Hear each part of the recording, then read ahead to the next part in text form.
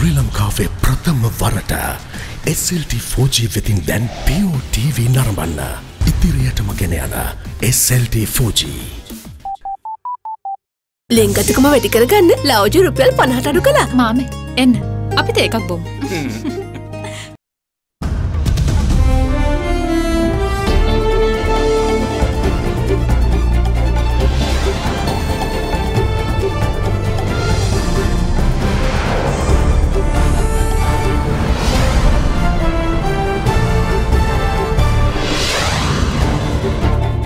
Tonight, red alert. Public concern heightens as Sri Lanka's second coronavirus patient identified. We are investigating so many patients. The moment a particular patient is positive, we will let you know.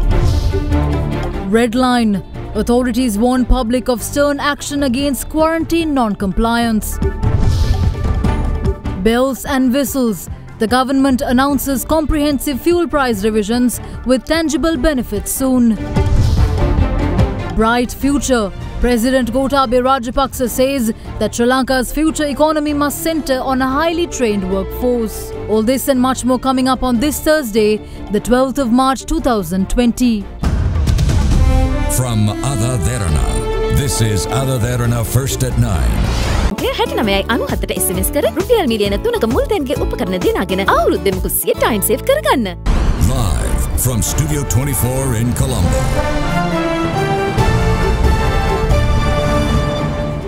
A very good evening and welcome to First at 9. I am Shanella Fernando. Moving on to your top stories for tonight. Another coronavirus patient has been detected in the country today. An individual who had come into contact with the first Sri Lankan patient, a tour guide who tested positive yesterday. According to the Department of Government Information, the latest coronavirus patient is currently receiving treatment at the Infectious Diseases Hospital. Meanwhile, 2 persons admitted to the Polonnaruwa General Hospital on suspicion of contracting the new coronavirus have also been transferred to the same hospital. Director General of Health Services Dr. Anil Jasinga today confirmed that a second Sri Lankan has tested positive for coronavirus and is currently receiving treatment at the National Institute of Infectious Diseases. Dr. Jasinga stated that the individual had been residing with the chauffeur tourist guide 52-year-old Jayantha Ranasinghe, who tested positive yesterday. The tour guide Jayantha Ranasinghe had visited Sigiriya, Polonnaruwa and Kandy from the 3rd to the 8th of this month, along with 3 nationals from Italy. He is currently receiving treatment at the IDH. Meanwhile, rumours that Ranasinghe's son, a student of Ananda College, Colombo, had also contracted the virus sent panic at the school, with the attendance rate dropping to 60% today. Some parents were also seen arriving at the school to pick up their children ahead of the usual time.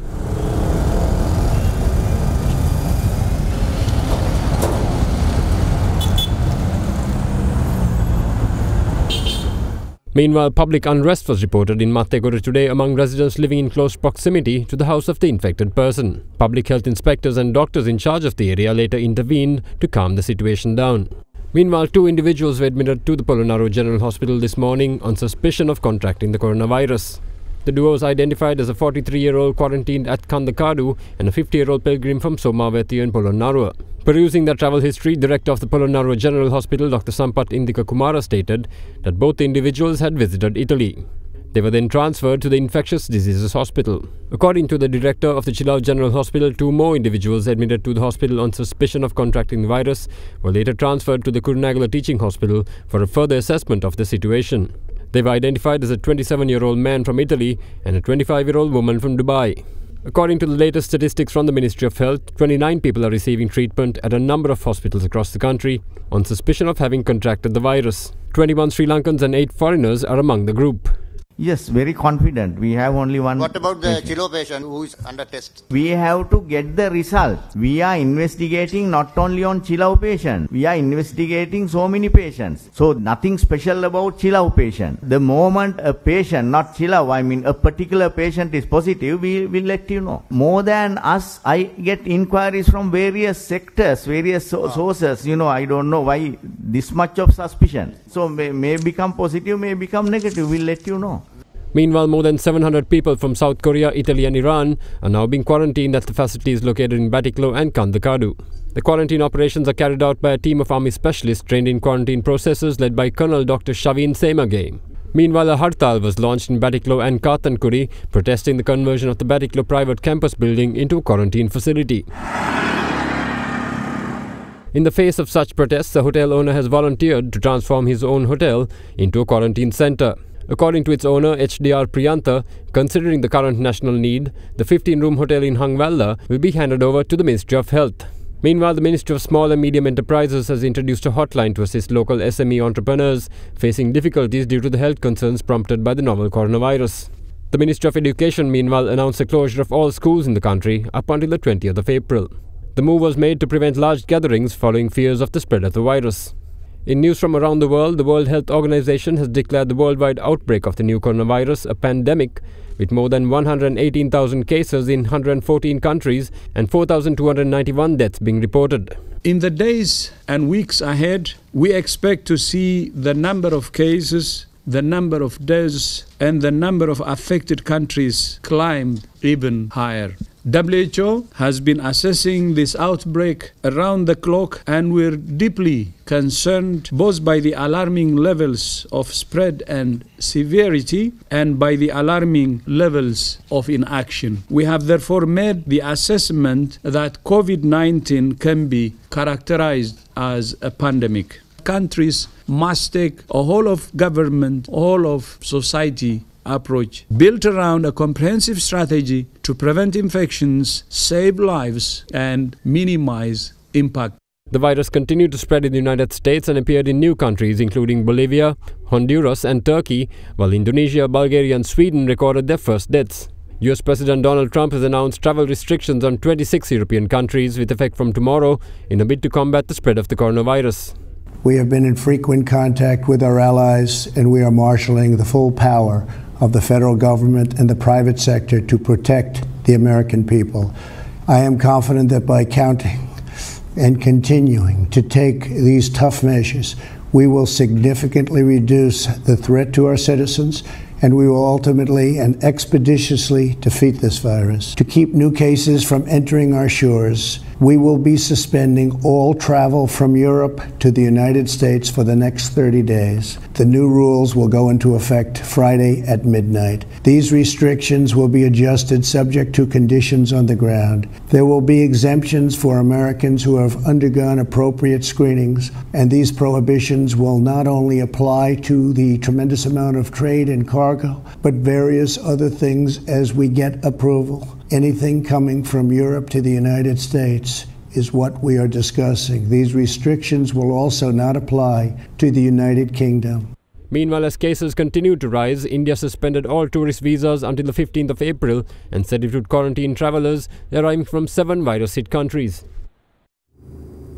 The World Health Organization, in the meantime, has issued an instruction guide on how the deadly COVID-19 spreads and on how we can protect ourselves from infection. According to the guide, COVID-19 spreads from person to person mainly through droplets produced when an infected person speaks, coughs or sneezes. These droplets can land in the mouths or noses of people who are nearby. According to the guide, these droplets are too heavy to travel far in the air, and they only travel approximately 1 meter and quickly settle on surfaces. Due to the exact time period of the virus's ability to survive on surfaces currently unknown, it is wise to clean surfaces regularly, particularly in the vicinity of people infected with COVID-19.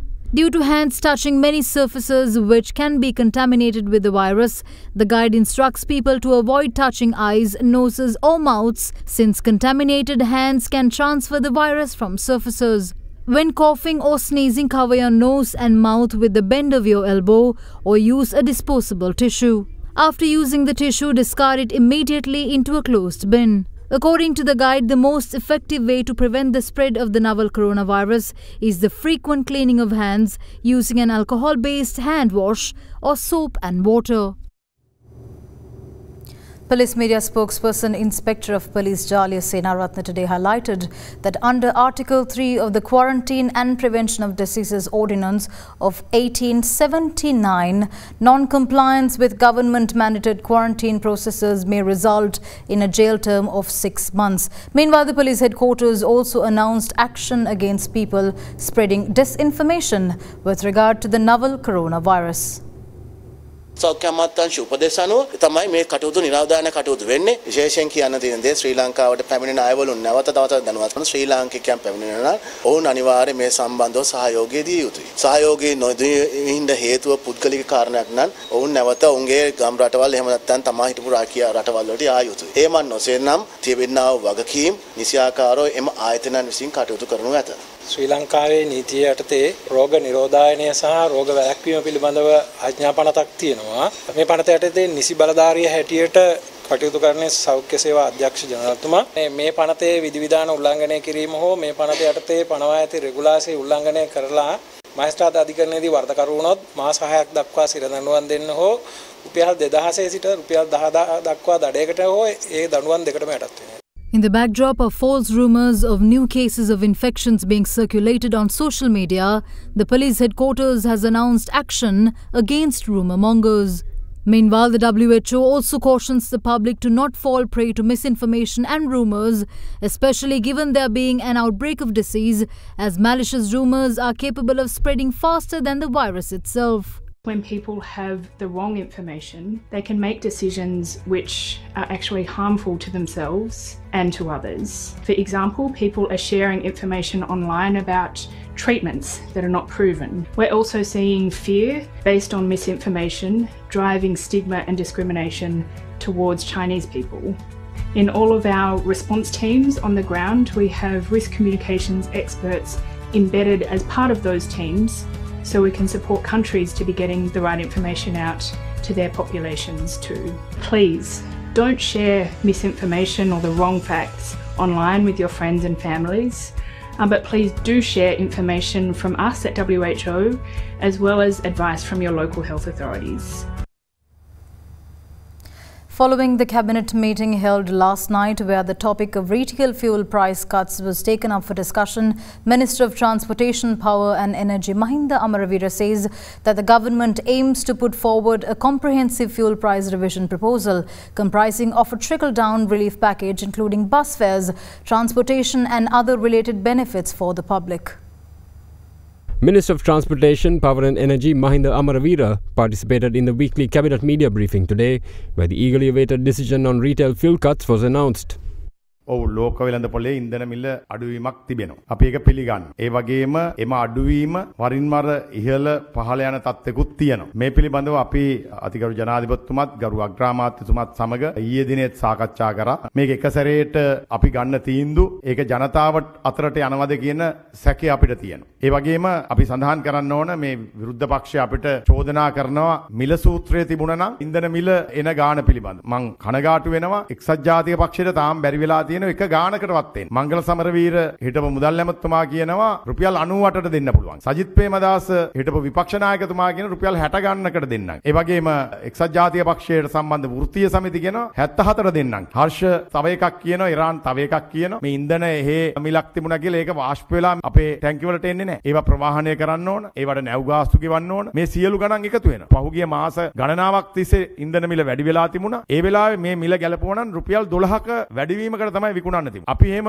ඉන්ධන මිල වැඩි කරා නම් එදා දැන් අද අඩු කරා නම් ඒත් ඒ වාසිය ජනතාව අතරට යන්නේ නැහැ. මිල සූත්‍රයේ තියෙන වෙලාව ඔබ දැක්කා. සමහර වෙලාවට රුපියල් 2කින් අඩු වෙච්ච වෙලාවල්. හැබැයි අඩු වුණා කියලා ඉන්ධන මිල අඩු වුණා. එතනින් එහාට වෙන බස් ගාස්තු අඩු වුණෙත් නැහැ. වෙන මොකකින්වත් ඒ අඩුව මිනිස්සුන්ට ලැබුණේ නැහැ. සමහරලාට ඒ වාසිය ව්‍යාපාරිකයන් අතරට. අපිට අවශ්‍ය වෙන්නේ ස්ථාවර මිලකට පවත්වාගෙන යෑම. ඒ ස්ථාවර මිලට ගැලපෙන ආකාරයට බස් ගාස්තු, ත්‍රිවිල් වල ගාස්තු, ඒ වගේම ප්‍රවාහන ගාස්තු ඒ සියල්ල සකස් කළ යුතු වෙනවා. අපි යම් අඩු කිරීමක් කරනවා නම් කරන්නේ ඒ සියල්ල සැලසුම් කරගෙන අපි අඩු කිරීම කරනකොට ඒ සියලු අංශ වලින් ඒක බෙදිලා යනවා. ඒක නැතුව එක මේ ව්‍යාපාරිකයන් පිරිසක් විතරක් ඉලක්ක කරගෙන ඒ අඩු කිරීම කරන්න සූදානමක් නැtei කියන එකත් මම කියන්න කැමතියි. එස අපි අඩු කරන එක යම් මිලක් අඩු කරනවා නම් ඒක දිගටම කාලයක් පවත්වාගෙන යන විදිහට තමයි අපි අඩු කරන්නේ. නැතුව මේ මාසේ අඩු කළා, මේ සතිය අඩු කළා, ඊළඟ සතියේ වැඩි කරන්න අපේ සූදානමක් නැහැ. In addition, the minister also touched on the country's power crisis, assuring the public that the government will not allow any further inconveniences from power outages, while requesting the public to exercise power-saving measures in the interim. විදුලිය කප්පාදුවක් පිළිබඳව මම දැක්කා සමාජ මාධ්‍ය ජාලාවල නැවත පළවෙන්න පටන් අරගෙන තියෙනවා. මම ඊටමත් වගකීමෙන් කියනවා විදුලිය කප්පාදුවක් මේ රජය යටතේ කිසිදු අවස්ථාවක සිද්ධ වෙන්නේ නැහැ. ඒ වගේම පැය කීපයක ගැටලුවක් ඇති වුණා පසුගිය කාලේ. ඒ පිළිබඳව අපි කමිටුවකින් පරීක්ෂා කරලා වාර්තාවක් ගත්තා. දැන් ඒ වාර්තාව අපි කැබිනට් මණ්ඩලයට ඉදිරිපත් කරනවා. ඒකෙත් තියෙන්නේ අපිට ලැබිලා තියෙන තොරතුරු අනුව ඒක රජයේ අපහසුතාවයට පත් කිරීමේ අරමුණෙන් ක්‍රියාත්මක කරපු දෙයක් කියන එක තමයි අපිට දැනට තිබෙන තොරතුරු. ඇත්තටම විදුලියේ ප්‍රශ්නයක් තිබෙනවා. අපි ඒ සියල්ලට මුහුණ දෙන්න ශක්තිමත් වෙලා තිබෙනවා. අපි විදුලි බල මණ්ඩලයේ තම සැලසුම් සහගතව දැන් මේ කළමනාකරණය කරමින් ඒ ජනතාවට අඛණ්ඩව විදුලිය ලබා දෙනවා වගේම අපි මේ වෙලාවේ ජනතාවගෙන් ඉල්ලා සිටිනවා. අපි විදුලිය අරපිරිමැස්මෙන් පාවිච්චි කරන්න කියලා. මොකද ඉන්ධන දහනය කරමින් තමයි වැඩි ප්‍රමාණයක් මේ වන විට විදුලි බලය ලබා දෙන්නේ. අපි කඩිනම් පියවර රාශියක් අරගෙන තිබෙනවා. එහි පළවෙනි පියවර විදියට ලංකාවේ පළවෙනි LNG බලාගාර මේ මාස කිහිපයක් මේ අවුරුද්ද ඇතුළතම ආරම්භ කරන්න අවශ්‍ය මට්ටමට තීන්දුව අරගෙන තියෙනවා. ඒ වගේම ඊට අතිරේකව අපි ටෙන්ඩර් මගින් LNG සැපයුම කිරීමට අවශ්‍ය ටෙන්ඩර් මේ වන විට සකස් කරලා ප්‍රසිද්ධ කරලා තිබෙනවා. ඒ වගේම ඊට අතිරේකව සුළං බලාගාර, ඒ වගේම සූර්ය බලාගාර, සූර්ය බලයෙන් විදුලි නිෂ්පාදනය කිරීමේ ක්‍රියාවලියට අපි ප්‍රවේශ වෙලා තිබෙනවා. 2023 වෙනකොට විදුලි බල මණ්ඩලයේ ලාභ ලබන මට්ටමක් අනිවාර්යයෙන්ම පත් වෙනවා වගේම අද තියෙනවට වඩා අඩු මිලකට විදුලි බලය ලබා දෙන්නත් පුළුවන් බව අපිට දැනටමත් විදුලි බල මණ්ඩලය දැනුම් දෙනවා. ඒ අපේ ක්‍රියාත්මක කරන ව්‍යාපෘති හරහා. With intense differences currently in the public spotlight between the SLPP and the SLFP in the run-up to what is likely to be hotly contested election, the district leadership position for the Polonnaruwa district has become a point of contention between the two parties. Many ex-MPs expressed opinions about the status of the issue today. Following the signing off on nominations papers for 17 district leaders from the Sri Lanka Podujana Peramuna yesterday, former President Maithripala Sirisena was seen departing the premises after nominations for the Polonnaruwa district leader materialized. Following this, the ex-president signed nomination papers as a Polonnaruwa district candidate from the Sri Lanka Podujana Peramuna. Following this development, the SLPP's Polonnaruwa District Politburo approved a proposal to appoint former State Minister Roshan Ranasinghe as the district leader for Polonnaruwa following a meeting held today. ජනාධිපති මැතිවරණය ජයග්‍රහණය කරන්න දුන්න නායකත්වය ඒ විදිහට මේ මැතිවරණය ජයග්‍රහණය කරවල පොළොන්නරුව දිස්ත්‍රික්කයේ ශ්‍රී ලංකා පොදුජන පෙරමුණ ඒකමතිවල රොෂාන් රණසිංහ කරුණු මන්ත්‍රීතුමා මේ නම යෝජනා කරලා යවන්න කියන එක තමයි මම මේ අවසරයි පැහැදිලි ගෞරවනීය යෝජනා මම ස්ථිර කරනු ලබනවා. පක්ෂයක් හැදුවොත් පාරක් ගානේ ඇවිදිනවා කියපු පක්ෂ තමයි දැන් මේ කණ්ඩායම් නායකත්වයේ ඉන්නේ. නායකත්වයේ ඉල්ලන්න එක කුමන්ත්‍රණයක් විදියට අපි දකිනවා. අර හැමදාම කරන එතුමලගේ මනාප ජිල්මාට් එක දැනීමේ උපාය. එතුමාට මේ කණ්ඩායම ඇතුලේ තරඟ කරන්න ඉඩ දෙන්න කියන එක ඒක ප්‍රශ්නයක් නෑ. In the meantime, representatives from both the parties expressed opposing opinions with regard to the current situation. හැබැයි සන්දානගත වෙලා ටික කාලයක් යනකොට මෛත්‍රීපාල සිරිසේන ජනාධිපතිතුමාගේ උකුස්සගේ කතාවත් එක්ක නැවත රටේ ජනතාවට විශාල සැකයක් ඇති වෙලා තියෙනවා. මේ නැවතවතාවක් කරන්න යන්නේ 2015 කරපු දෙයමද කියලා. ශ්‍රී ලංකා නිදහස් පක්ෂය කිසිසේත්ම පොහොට්ටුව ලකුණෙන් තියෙන සන්දානෙන් පිට ඡන්ද ඉල්ලන්නේ නැහැ. යම්කිසි දිස්ත්‍රික්කයේ කවුරු හරි හිතනවා නම් තනියම ඡන්ද ඉල්ලන්න ඕන කියලා ඔහුට වෙනම ගිහිලා ඡන්ද ඉල්ලන්න අවසර දීලා තියෙන එක අපි විරුද්ධ වෙන්නේ නැහැ කියලා. නාම යෝජනා අත්සන් කරා. ඒ අත්සන් කරේ ශ්‍රී ලංකා පොදු ජන පෙරමුණේ පොහොට්ටුව ලකුණෙන් කියන එක අපි කියනවා. අපි අර ඉංග්‍රීසි කියමනක් තියෙනවා you can forgive not forget කියලා. අපිට ඕන කෙනෙක්ට සමාව දෙන්න පුළුවන්. හැබැයි අපි අමතක කර යුතු නැහැ. අපි අමතක කරන්නේ නැහැ කියන එක අපි කියන්න ඕන. මොකද අපි අමතක කරොත් අපිට වෙච්ච දේ, අපි 15 දී පෙරදිච්ච දේ අපි හරි මගේ යන්නේ නැහැ. The appeals court postponed a hearing of the writ application filed by former Finance Minister Ravi Karunanayake, Perpetual Treasury's owner Arjun Aloysius and Central Bank employees Sangarapillai Padmanathan and Indika Samankumara requesting the cancellation of the warrants issued against the suspect by the Colombo Fort Magistrate to tomorrow. The petition was taken up today before a three-member judge bench at the appeals court. The petitioners pointed out that the issuance of the warrants has been carried out by the magistrate in violation of the laws of natural justice. Further, the application also requests the case to be transferred to another magistrate on this basis.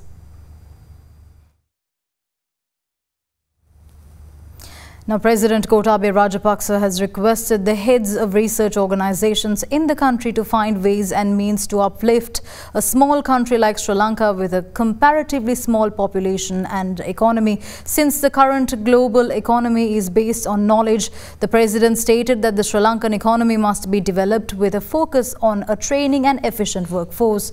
President Rajapaksa made these observations during a meeting held at the Presidential Secretariat today, participated by Chairman and Director of State Sector Research Entities.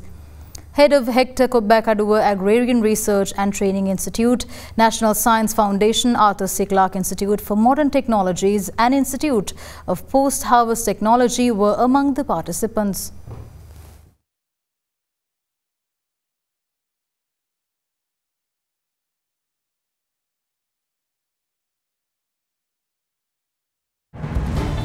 More news on the other side of this break. Stay tuned.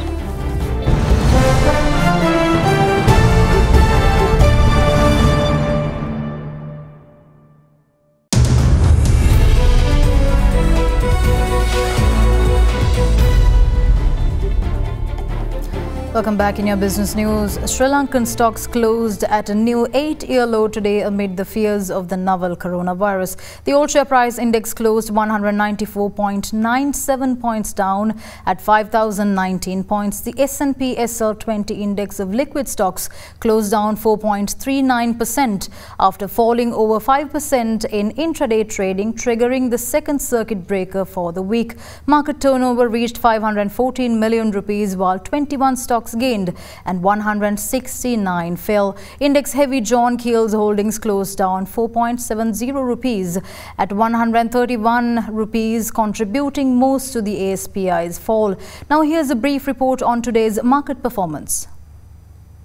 In the bond market, we saw bond yields broadly remaining unchanged with a low level of activity. However, we saw some buying interest primarily on the short end of the yield curve. However, in the stock market, we saw a heavy decline in the index. Similar to the global markets, we saw the market having a trading halt today with a circuit breaker for the second day during the week. So the S&P SL20 saw a 5% decline in the market, triggering the circuit breaker today during around midday. After that, we saw a slight recovery in the market as we saw some buying interest through bargain hunters, especially in the blue chip counters led by the banking sector and John Keel's holdings. So the foreign interest was rather low during the day with very low foreign participation. There was panic selling across the board among all investor segments, institutional, retail, primarily retail investors, leading to the decline in the market. The Sri Lankan rupee ended weaker today at 182 rupees and 90 cents to 183 rupees and 30 cents to the US dollar in the spot market, while bond yields climbed. The rupee ended at 182 rupees and 50 to 55 cents to the greenback on Wednesday. Let's now take a look at how the rupee fared against the major international currencies today.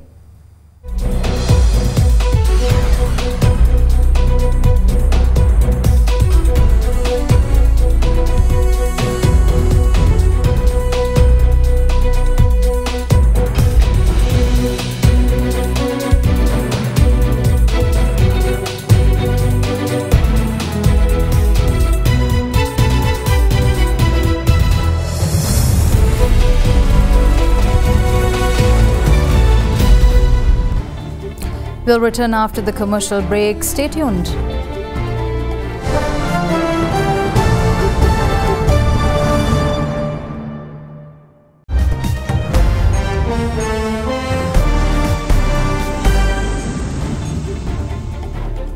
Welcome back in your international news. A corrections bus left the Manhattan courthouse under heavy guard yesterday after film producer Harvey Weinstein was sentenced to 23 years in prison for his sexual assault and rape convictions last month. The sentence was handed down in Manhattan Criminal Court by Justice James Burke after a jury on 24th February found Weinstein guilty of sexually assaulting former production assistant Mimi Halei and raping former aspiring actress Jessica.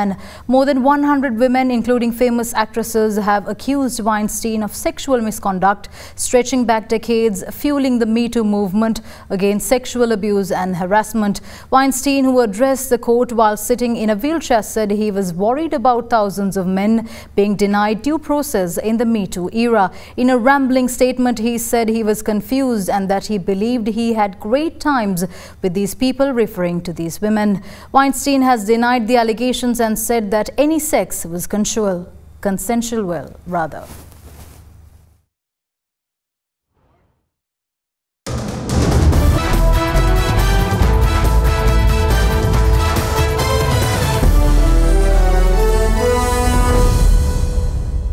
In your sports news, Sri Lankan cricket head coach Mickey Arthur is confident of bringing the existing natural brand of cricket back to its previous state, as he says that Sri Lanka possesses a balanced team with young and talented players. He made these comments addressing a media briefing announcing the test series between England and Sri Lanka.